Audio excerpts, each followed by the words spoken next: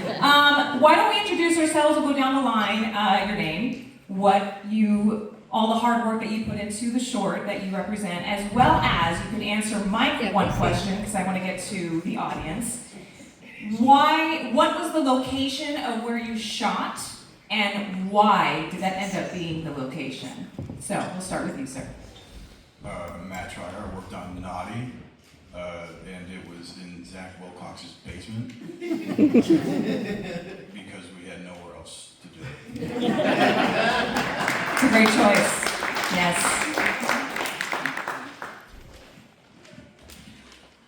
Rich Dries, I directed Murphy. We shot in Wilkes-Barre and Scranton because our crew was split, half Wilkes-Barre, half Scranton, and I didn't want one half of our crew to have to drive up and down 81 2 days in a row. So I was like, split the difference. Everybody can sleep in at least one day during our shoot. I'm R.C. Cordero. I wrote, directed, and acted in The Church of the Furious, and we shot it throughout New York City because it was free. And great lighting in that apartment. That kind of doesn't happen often. No, yeah, we lucked out. We had a backyard, so a lot of natural sunlight. Yeah. My name's Sean Bradley. I wrote, directed, and I guest starred in Good Egg. Filmed mostly at my mom's house because it's like nice and free, and she allowed me to. Thank you, Mom. Thank you, Mom.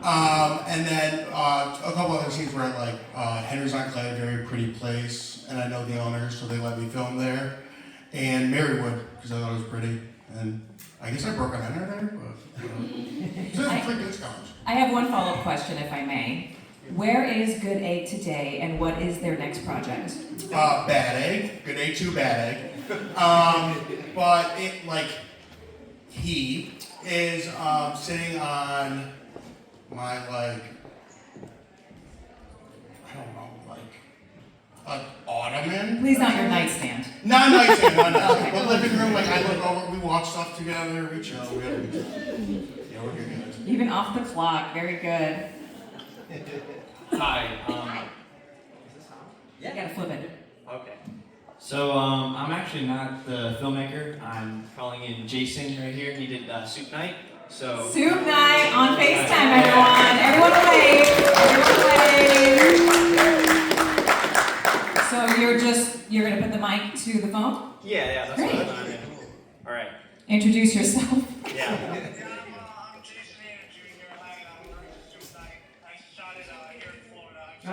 Just a minute, turn him out. But I shot in my garage because it was right there. He shot in his garage because it was right there. Give him a applause for that. Next, my villainous hero man. Would you like? You speak? Yes. Let me have a microphone for him. Can you? Yeah, pass the microphone. Yeah, give me the mic, guy. So disrespectful.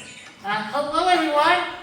Well, hello, Northeast Pennsylvania Film Festival. It's me, the one, the only Spearman. Thank you. We shot the majority of that at my wonderful assistant director, Peter Savino's neighborhood, because A, it was free, and B, it looked really, really cool. Pete, you have anything you want to add? No. Leaving me hanging there, buddy. Well, you both look great, so thank you for being here. A question for Speederman or your partner over there.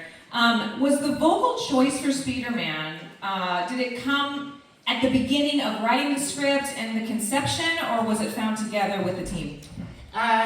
So funny story about the voice. It's actually all natural.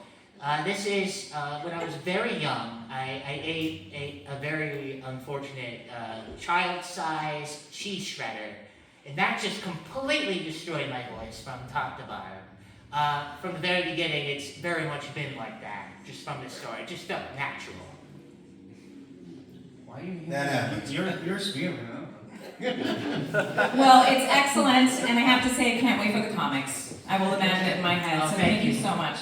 Okay, great. So I'm trying to warm up for any questions in the audience. Do we have any yet? Because I can keep going. Oh, we have some back there. Would you mind just standing and speaking loudly, sir? I'll try my best. You're doing great so far. For Marcy Cordero, I was curious, how did you get Scott Adsit? There's a deleted bit where the girl who I was handing flyers to hits me in the privates. I dropped to the ground, so I was acting like I was thriving in pain, and he was worried about me and came up and asked me if I was okay. And then I said, "Oh, no, we're filming something." We shook hands, laughed, and then he went about his way. Only in New York, yes. I think we have another question over here. A hand raised. Yes, sir. Will you stand up and speak loudly so everyone Yes. can First of all, I would love to join your religion. And, I was wondering if you just had any like funny interactions in New York when you were handing out flyers. Like, were there any interactions you had to cut out, or?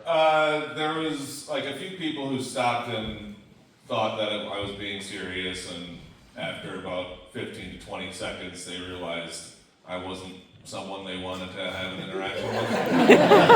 Very method, yes. That's New York for you. Well, I have a question for Murphy, actually. Beautiful black and white choice of film. Thank you. Wasn't that beautiful? And I have to say, in technology today, all of us check our phones while we're watching our favorite shows. And silent film really mandates, it commands you to focus in such a classic way. So talk us through the process of that choice. Was it in the inception of the idea, or was it in a process of conversation with your team? Murphy kind of started off as a one joke that we came up with, myself and my production partner, Natasha. We were actually kind of spitballing ideas for a film competition that was a silent film, less than 5 minutes. And we were kicking around this idea, and then we realized it was going to be too long, so we went with something else.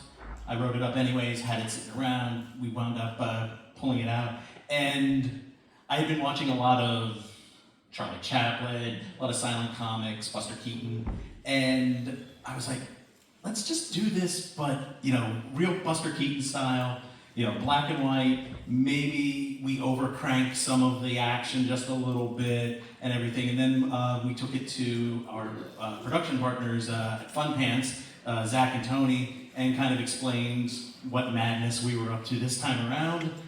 And they were on board. And Zach was very instrumental in making the look of the film look the way it does, from me just going, Buster Keaton-y?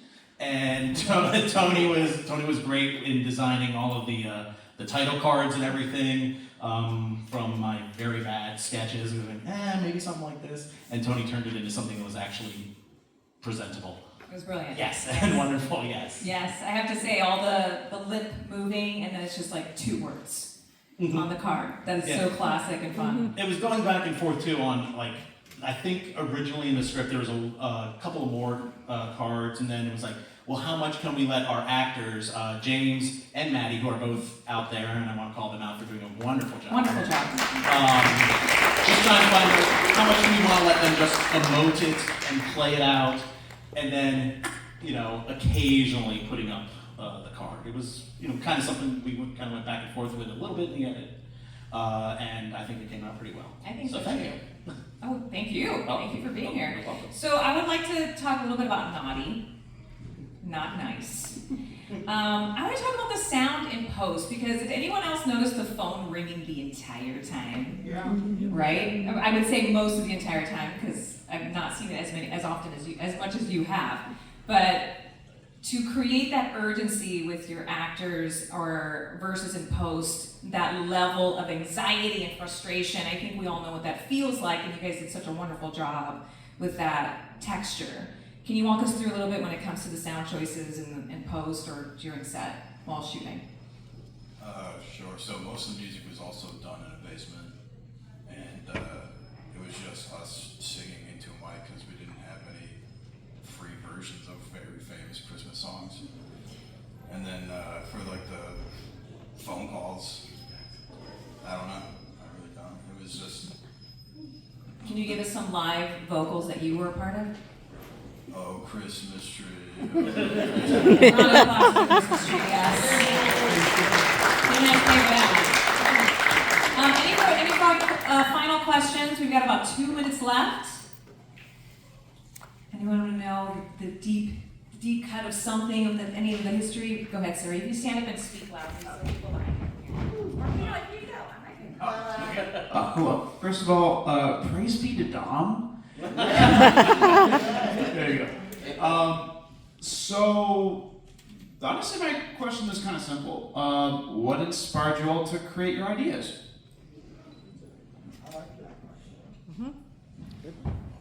How about on the phone, Mr. Soup Knight over here? What inspired you to create your short? What was the inspiration? I hate soup. I had my cousin and my friend coming over to visit from Pennsylvania with me, and I wanted to make a short little thing for them. And it is, for some reason, the only short film I've ever made that came to me in a vision, and I knew that I needed to make Soup Night. I don't know why, but it took hold of me, and I had to have it done. Any other answers from anyone else? I guess I saw the doll. It was like a toy to my brother from a long time ago, and I was like, that's a cool doll. So I thought it was a good means of explaining a message of just someone in a rut who, could use some advice, so I thought it was a good vehicle. Mr. Speederman has an answer.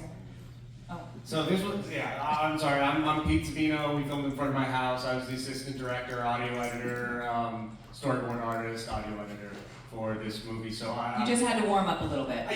Just a little bit. And he talks a lot. Oh, also Speederman handler. That was the most important. Fake news, fake news. No.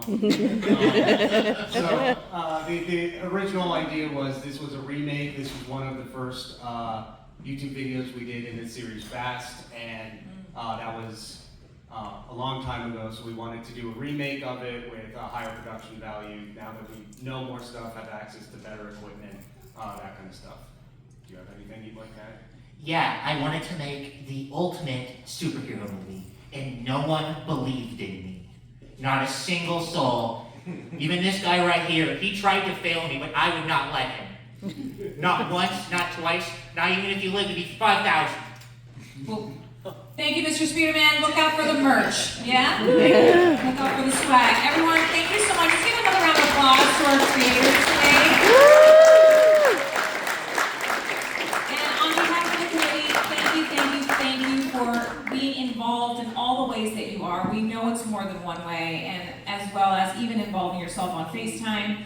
But this is our 10-year anniversary. Please share it online. This is such a celebration for us and for you. We cannot wait to see you next year. Enjoy the rest of the fest. Don't forget to dine out there, vote, and mingle. Have a good one, everyone. Thank you.